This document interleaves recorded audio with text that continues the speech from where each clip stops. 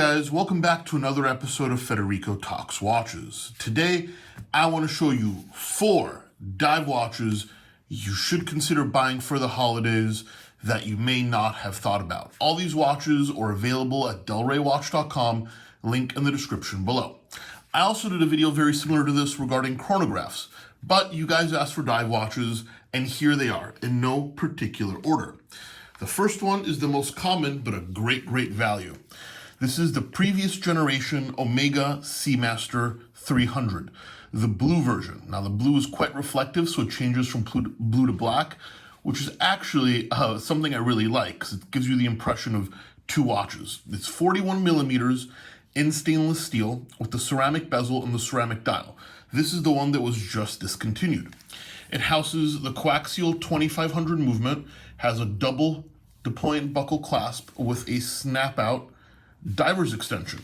Now this is thinner than the last generation. It looks cleaner as it doesn't have the wave dial. This is the flat dial. A lot of people do prefer it.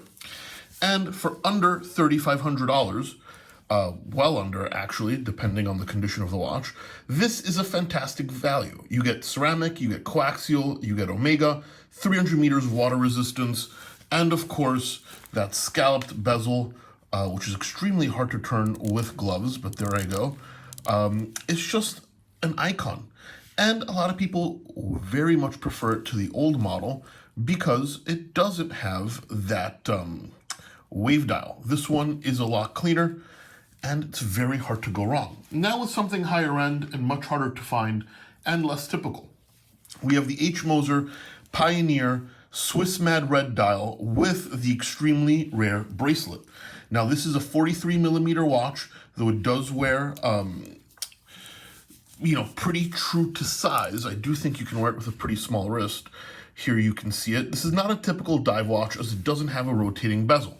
And it's 120 meters water resistant, not 300 meters. However, the screw down crown and the water resistance does mean you can very easily swim with this watch and be very active. It's an independent brand, and it has the super high-end in-house movement. This is a much higher-end watch. However, just under $15,000, it does offer great value. The bracelet is extremely rare in Pioneers. Moser made very few bracelets. This watch is typical on a rubber strap, and the bracelet is a work of art. You can press the logo here, and it has a diver's extension, which is a very clean solution. I quite like it. Double trigger deployant clasp. You get some high-end artisanal independent watchmaking for about the price of a sub. How can you go wrong?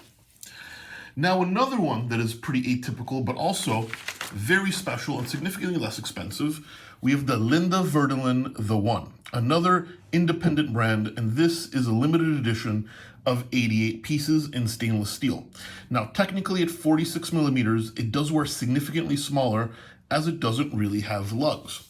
I'll show you on my wrist here, I'd say this wears closer to a 43 or a 44. Stainless steel, 300 meters of water resistance, and a monoblock case design. So the case opens right under there. This is a very tough watch. Rotating bezel, and if you're looking at these kind of clips here, you can buy a diving computer from Linde Werdelin that clips right on top, which makes this a fantastic tool watch. I love the angular, almost Genta-esque design, but not quite. Very strong loom, rotating bezel, rubber strap with a signed buckle. This piece right here for under $4,000 is some very high-end independent watchmaking, and in a limited edition of only 88 pieces, extremely uncommon as well. This is a true tool watch with a very unique design, and I think it's a very interesting diver for the person that, already has a lot of watches, or for the person that wants something different. Now last but not least is another Omega, but a rare one. This is a Seamaster mid-sized, made for the Japanese market, very hard to find in the United States. 36 millimeters stainless steel with a white gold bezel. Still 300 meters of water resistance, still has the rotating bezel, has the deployant buckle here, with the glove that got stuck in it. Great job, Federico. There we go. Houses an ETA 2892 helium escape valve. The bezel is white gold, as I said. Now, if someone has a smaller wrist and maybe the previous Seamaster was too chunky, this is a great option. This does have a black wave dial, very hard to show on camera, and this is, I believe, 2 generations ago. However, for under $3,000 with the unique size and the addition of white gold, I think it's a fantastic option. I would put it on my wrist, but I'm going to have a hell of a time getting it off.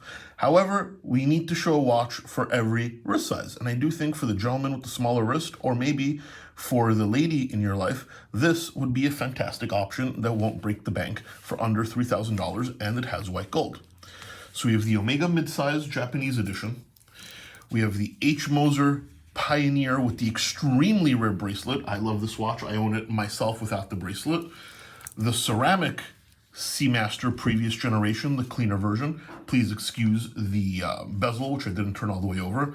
And the Linde Werdelin, another independent masterpiece, for a fantastic price.